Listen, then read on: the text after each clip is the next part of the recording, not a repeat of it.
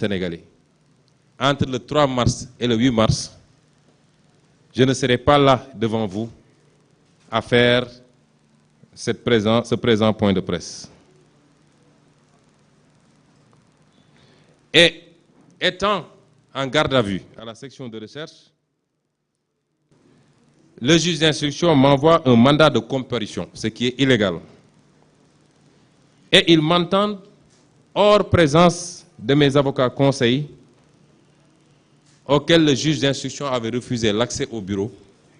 Il a fallu tout le tintamarre que vous connaissez et que les avocats aient failli défoncer la porte pour que le juge daigne ouvrir, mais après m'avoir entendu, sans la présence de mes avocats. Une autre violation flagrante de mes droits. Ce qui m'est reproché souvent, c'est que quand je vais répondre au tribunal, il y a des Sénégalais qui sortent pour m'accompagner. Je rappelle que lorsque, du temps de Abdoulaye Wade, un ancien Premier ministre avait été convoqué, il a fait une procession en passant par toutes les rues de Dakar à Sandaga pour aller répondre. Mais je rappelle que Macky Sall lui-même, quand il avait été convoqué, il s'est fait accompagner par une nuée de ses militants et pire encore, il roulait en sens interdit avec ses militants pour aller au tribunal. Et aujourd'hui, il nous dénie cette possibilité au point de se livrer à des comportements d'une violence extrême. À l'issue de cela, monsieur le juge d'instruction de l'époque, sous la pression de la rue, parce que sa première option était un mandat de dépôt immédiat. Et c'était le réquisitoire d'ailleurs du procureur de la République.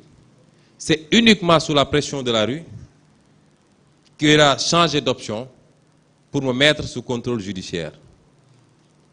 Lequel contrôle judiciaire est arrivé à expiration au jour de la signature de l'ordonnance du juge d'instruction. Mais de manière illégale, jusqu'à présent, on me refuse mon passeport, on me refuse tout déplacement en violation de mes droits les plus élémentaires. Depuis plus de 2 ans, j'ai demandé la levée du contrôle judiciaire, sans suite. Pire encore, 2 ou 3 demandes ont été introduites pour nous permettre de voyager et souvent le juge n'a même pas daigné répondre. La dernière demande qui a été déposée sur la table du juge Maham Diallo, il n'a même pas daigné répondre. Alors que la loi lui fait obligation de répondre à ces demandes.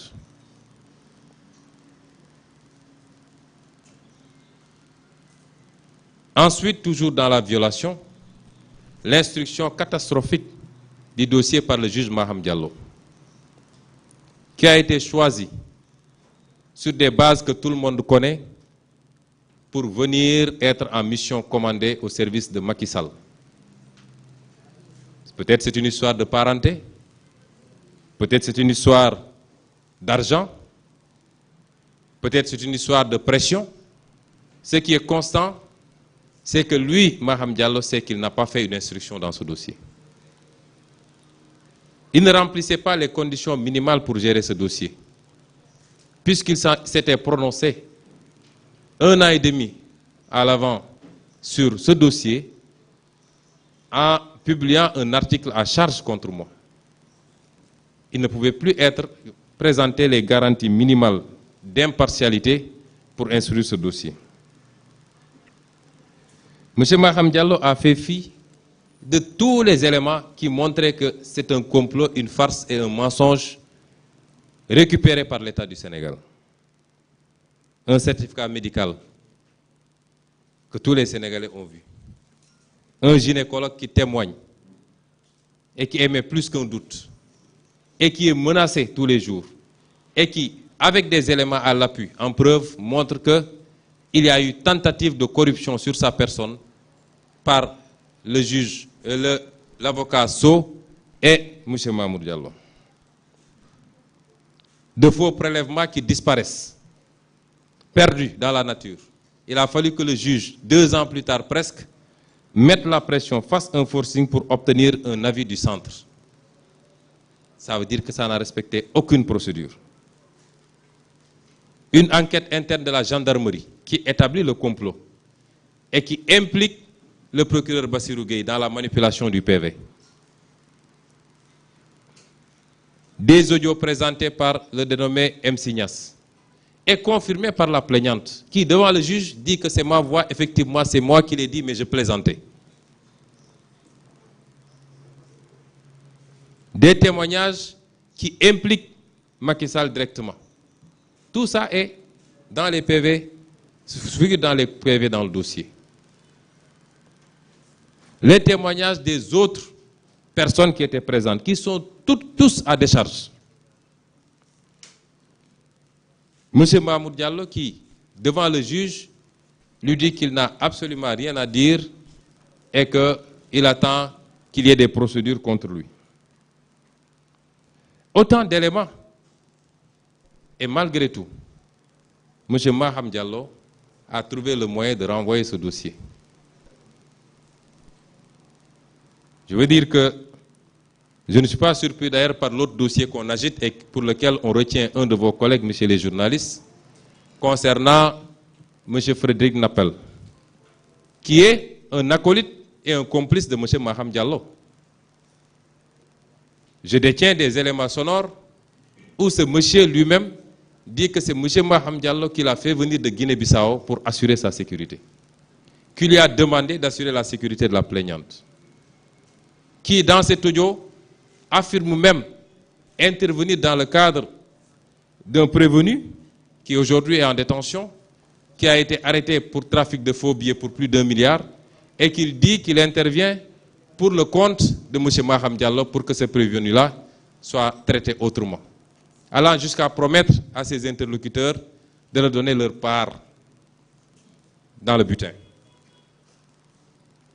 Et dans cet audio, ce monsieur va jusqu'à dire que l'ancien Semga préparait un coup d'État pour le 3 avril passé et que c'est lui qui a empêché ce coup d'État et qui en a parlé à M. Macky Sall.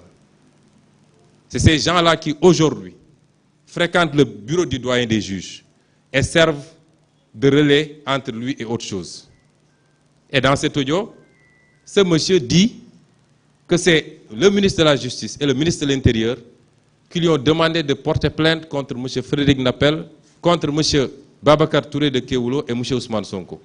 Que Babacar Touré sera jugé au mois de juin, il sera condamné à 25 millions et 6 mois, et que Sonko sera jugé au mois d'août, il sera condamné à 500 millions et 1 an ferme.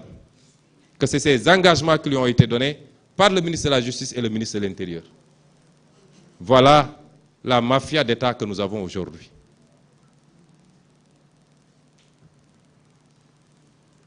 Toujours dans le registre de la violation de mes droits, le fait systématiquement de barricader non seulement plus ma maison, mais tout mon quartier. J'en profite pour présenter encore une fois mes excuses à tous les habitants de Keur Gorgui, qui sont aujourd'hui les principales victimes de M. Macky Sall. À chaque convocation, même à chaque réunion, c'est tout cité Keur Gorgui qui est barricadé, gazé, jusque dans les structures de santé. Ma famille qui est empêchée d'aller à l'école, d'aller travailler, sans aucune base juridique des violations flagrantes que nous vivons tous les jours et que tous les Sénégalais observent. La brutalité physique contre ma personne. Le monde entier a assisté au bris de la vitre de ma voiture le 16 ou le 8 février. Le 8 février, si je ne m'abuse, c'est le 8 février, le 16 février, au bris de la vitre de ma voiture, avec une violence inouïe, parce que ces tessons de bouteille auraient pu me causer des blessures, soit à l'œil, soit à la gorge. que des agents de l'État puissent se comporter comme des brigands pour casser la vitre d'un honnête citoyen qui ne présentait aucun danger pour eux et l'extraire de force de sa voiture pour le mettre dans un fourgon et le contraindre à aller chez lui, c'est inédit. Ça ne s'est jamais vu dans une démocratie. Et tout le monde a assisté à cela.